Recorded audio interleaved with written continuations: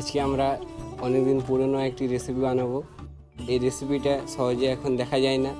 নাম হলো টক বেগুন। প্রথমে বেগুনের ভেতর থেকে আঁটিগুলি বের করে নেব। আমরা এখানে সাদা বেগুন ব্যবহার করছি, পারলে তোমরা বেগুনও ব্যবহার করতে পারো।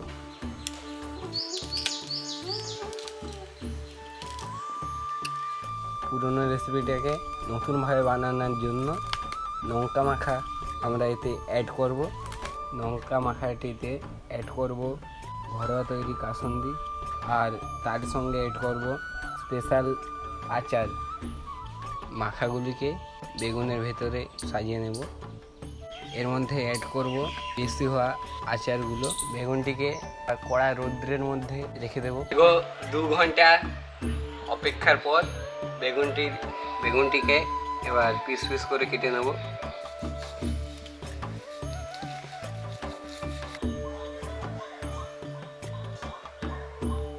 চলো খেয়ে দেখা যাক।